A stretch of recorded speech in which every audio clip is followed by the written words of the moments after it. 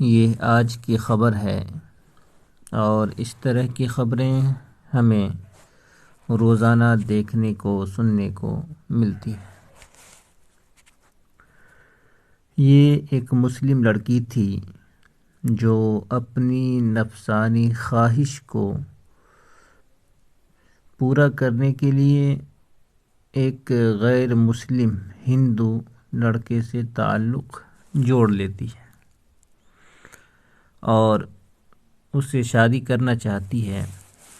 मैं बताऊंगा बाद में और दिखाऊंगा भी आपको कि हिंदू धर्म के अनुसार अगर कोई हिंदू, अगरचे वो ऊंची जाति का हो, ऊंची जाति का दो हिंदू लड़का लड़की अलग अलग जाति से है, फिर भी उनकी आपस में शादी नहीं हो सकती है।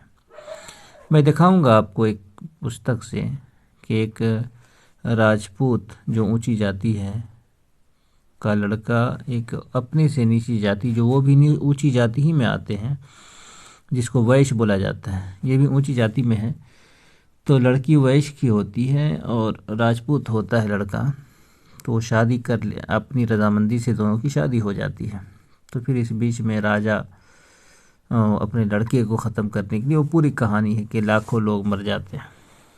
तो खैर, और फिर नीचे वो बात आई है कि लड़की जिस कुल की होगी, जिस जात की होगी, अगर लड़का उससे शादी कर रहा है तो लड़का भी उसी जात का माना जाएगा। और ये बात हिंदू धर्म की पुस्तकों में 50 जगहों पे है, जिससे ये पता चलता है कि अगर कोई हिंदू लड़का, ऊंची जाति का लड़का अगर किसी निचली जाति की लड़की से शादी कर ले तो उसका उसकी जो ऊंची जाति है वो ख़त्म हो जाएगी। इससे ये भी पता चलता है कि अगर वो किसी दूसरे धर्म में शादी कर ले तो वो उसी धर्म का माना जाएगा, हिंदू नहीं माना जाएगा। इस तरह की बातें शास्त्रों में, हिंदू शास्त्रों में, हिंदू धार्मिक पुस्तकों में सैकड़ों जगहों पे हमको मिल जाती है। हाँ, लेकिन एक बात और है, और ये बात भी कई जगहों पे है। खुद रामराज के संविधान में ये बात लिखी हुई है। अब मैं दिखाऊंगा आपको, सिर्फ वही पुस्तक से दिखाऊंगा, और भी दूसरी जगहों पे लिखी हुई है। मैं इसी 10 मिसालें दिखा सकता हूँ आपको। उसको रहते हुए एक चीज़ हमें मिलती है वशिष्ठ धर्मसूत्रा के अंदर, मैं उसको दिखाऊंगा आपको।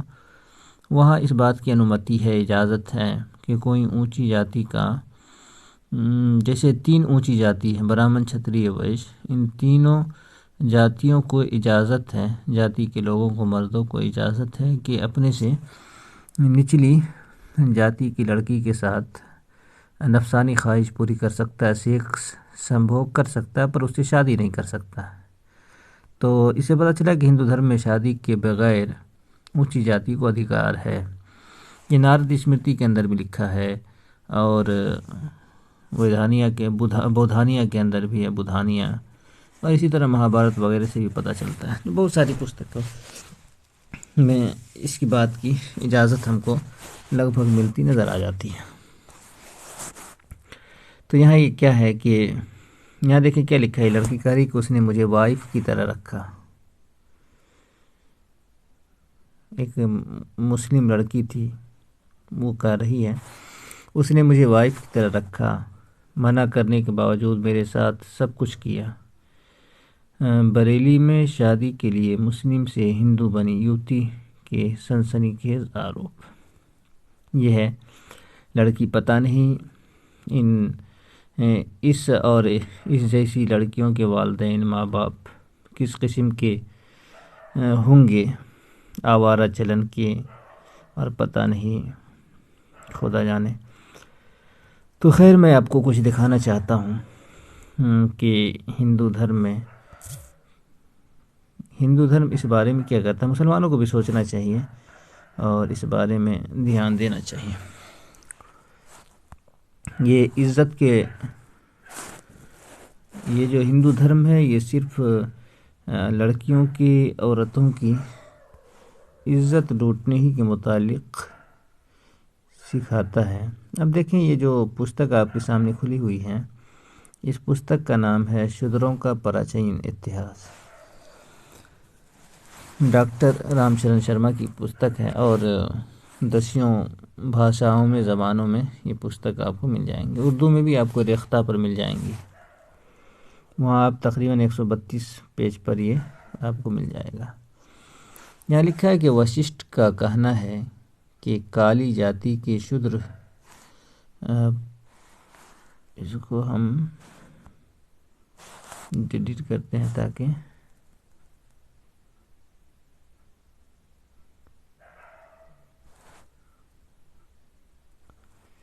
साफ नहीं, लेकिन जो भी है हम इसको आपको पढ़ रहे हैं। वशिष्ठ का कहना है कि काली जाति की शूद्र पत्नी को सुख संभोग के लिए रखैल रखा जा सकता है, पर उससे विवाह नहीं किया जा सकता है। मतलब कि फिर मैं इसको निशान दे देता हूँ। निशान देने का ये होगा मेरे ख्याल से, ये देखें आप, ये वाला निशान।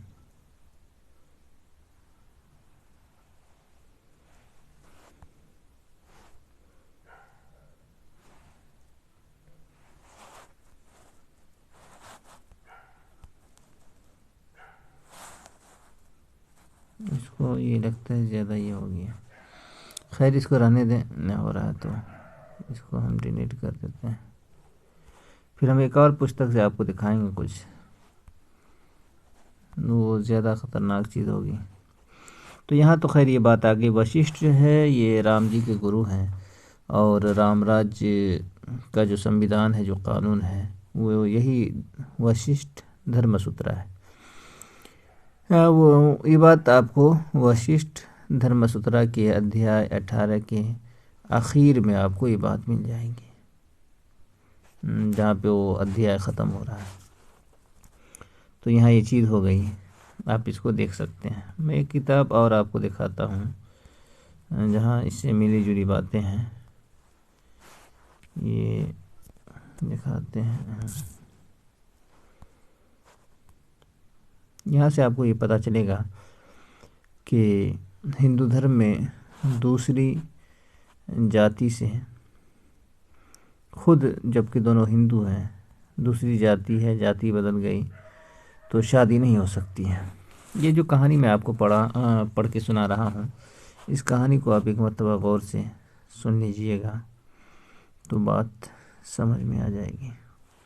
ये पुस्तक जो खुली हुई है, इस पुस्तक का नाम है मार्कंडेय पुराण। देख सकते हैं गीता प्रेस की छपी हुई है और इसमें जो PDF पेज नंबर है 462 है।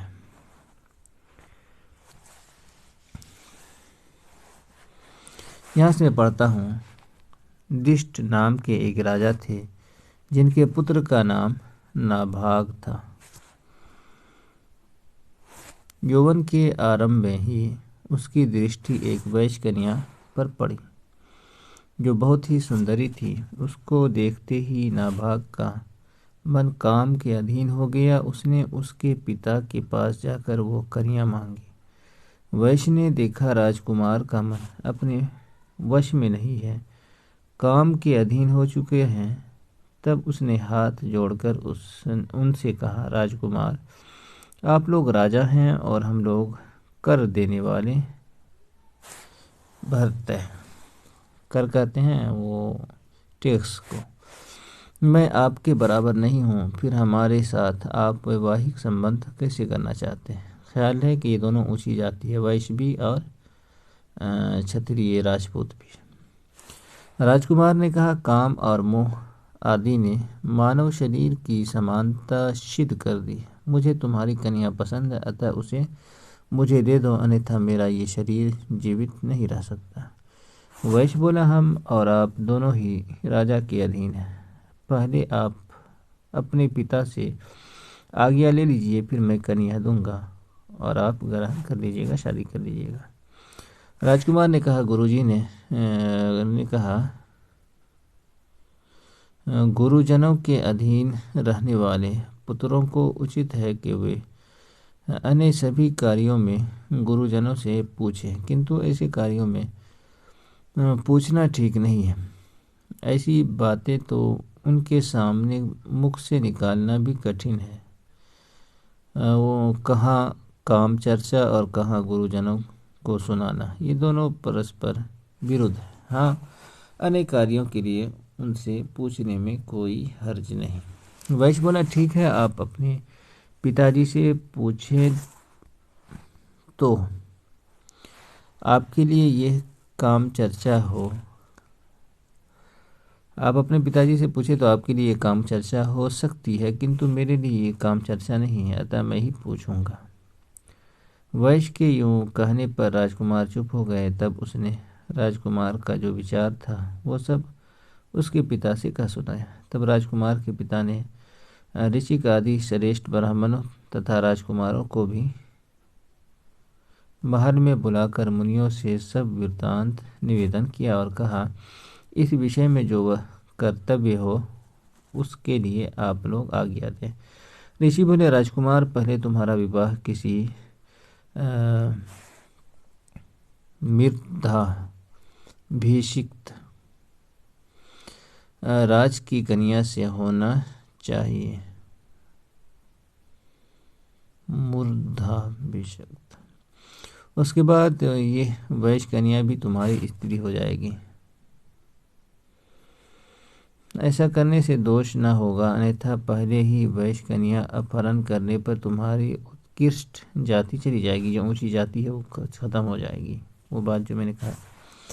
मार्कंडेय जी कहते हैं, ये सुनकर नाभाग ने उन महात्माओं के वचन की अवहेलना कर दी, यानी न माने, और घर से निकलकर तलवार हाथ में ले वो बोले, मैंने राक्षस विवाह के अनुसार इस वैश्य कन्या का अपहरण किया है। जिसकी सामर्थ्य हो वो इसे मेरे हाथ से छुड़ा ले। वैश्य ने उस कन्या को राजकुमार के चंगुल में पड़ी देख तराही तराही करते हुए उसके पिता की शरण ली। तब राजकुमार के पिता ने कुपित होकर बादशाह होकर गुस्सा में होकर बहुत बड़ी सेना को आज्ञा दी।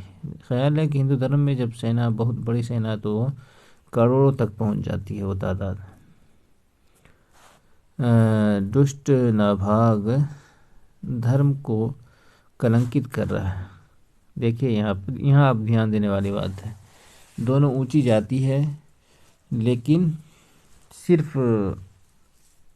थोड़ा सा फासला हो गया है, एक राजपूत है एक वैश्य है, लेकिन अगर इन दोनों में शादी हो गई तो क्या हुआ, धर्म कलंकित कर रहा है। ये मार्कंडेय पुराण है, गीता प्रेस की छपी हुई है आपके सामने, आप देख सकते हैं। अतः उसे मार डालो मार डालो। देखिए आप क्या है, ये बाप कह रहा है फौजियों को और अपने सिपाहियों को, लाखों सिपाहियों को, अपने बेटा के बारे में।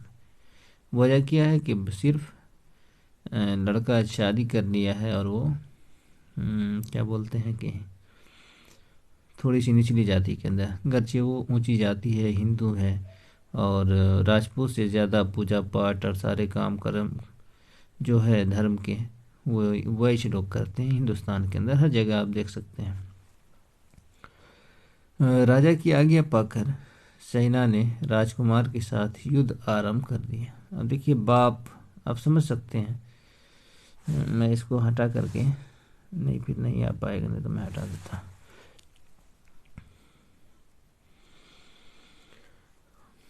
तो कहाँ ये यहाँ देखिए, राजकुमार के साथ युद्ध आरंभ किया। नाभाग अस्त्रों का ज्ञाता था। उसने अपने अस्त्र शस्त्रों से अधिकांश सैनिकों को मार गिराया। लाखों सैनिक जो है मर गए इससे। अब देखिए आगे, देखिए राजकुमार के द्वारा सेना के मारे जाने का समाचार सुनकर राजा अपने सैनिकों को साथ ले स्वयं ही युद्ध के लिए गए। बहुत सारे फौजी मर गए, तो अब बाप आ रहा है बेटा से लड़ने के लिए। वजह गुनाह, जुर्म, जाति बदल के शादी कर दिया। अब इससे आप समझ सकते हैं कि हिंदू धर्म के अनुसार एक हिंदू की शादी हिंदू से अपनी जाति के सिवा नहीं हो सकती है। अभी मैं जो आगे दिखाऊंगा वो और ज़्यादा ख़तरनाक चीज़ होगी। कहाँ गया? साथ स्वयं ही युद्ध के लिए गए। फिर तो उनका अपने पुत्र के साथ संग्राम छिड़ गया, अपने लड़के के साथ जंग छिड़ गया। उसमें अस्त्र शस्त्रों के प्रयोग में राजकुमार की अपेक्षा मुकाबले में उसके पिता ही बढ़े चढ़े सिद्ध हुए। इसी समय सहसा आकाश से परिव्राट मुनि उतर पड़े और राजा से बोले, महाभाग, अपने पुत्र के साथ युद्ध बंद कीजिए, वो अपने धर्म से भ्रष्ट हो चुका है।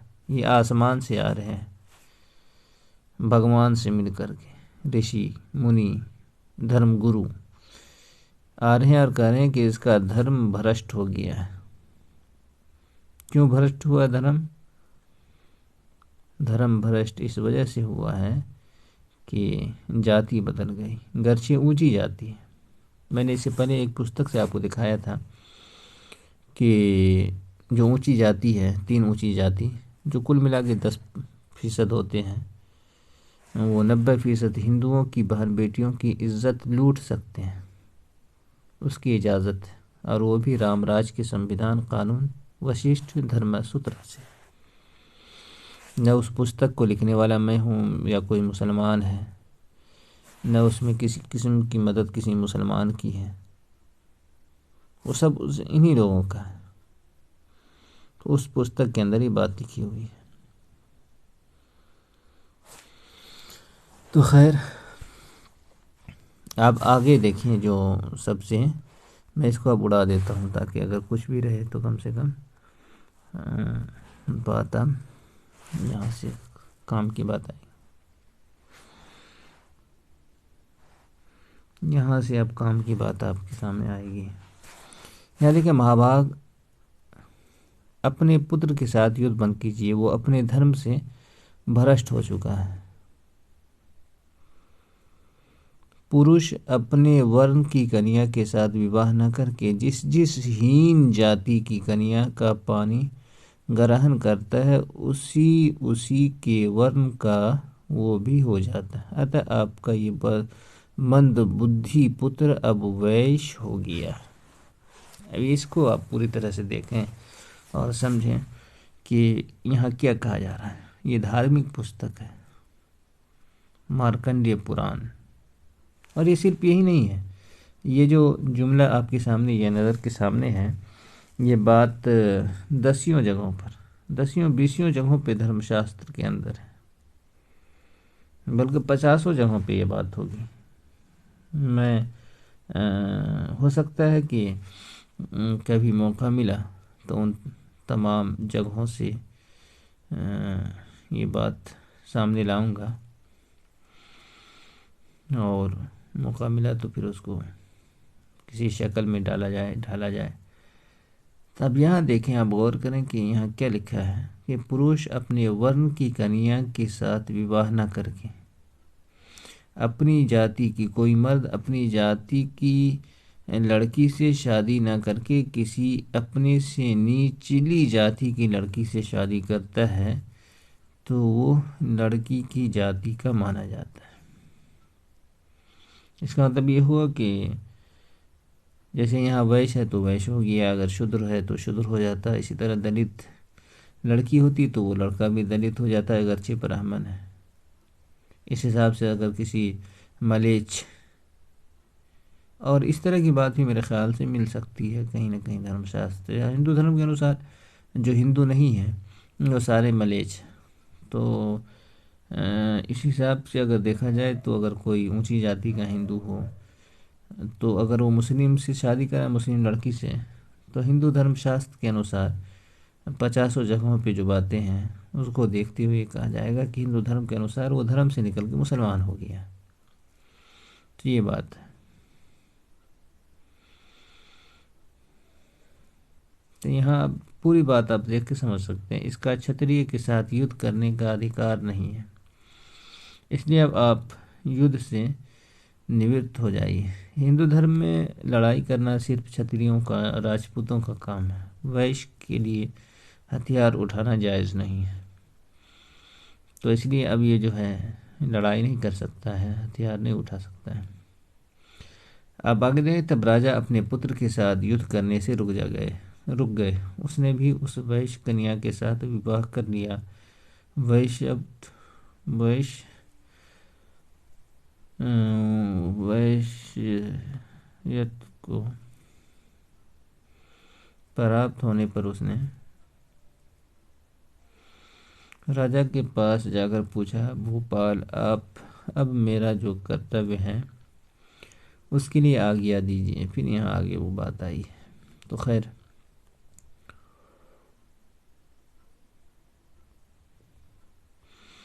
जितनी बातें आपके सामने आई हैं उससे आप समझ सकते हैं कि यहाँ क्या कहा जा रहा है, और मुस्लिम लड़कियों के लिए ख़ास करके क्या सबक है, दूसरी लड़कियों के लिए भी, सारे लड़कियों के लिए भी, कि हिंदू धर्म कितना ख़तरनाक है, ख़ास करके औरतों के लिए, लड़कियों के लिए।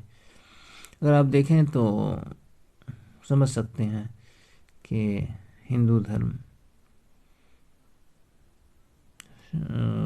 एक तो 90% जो हिंदू हैं, जो शूद्र हैं, उनके लिए भी इंतहाई बुरी चीज़ है कि वो 10% हिंदू इनको जानवरों से भी बदतर मानते। इसी तरह से औरतों के साथ भी इन लोगों का ऐसा ही ताल्लुक़ है, और औरतों के बारे में ये लोग ऐसा ही मानते हैं।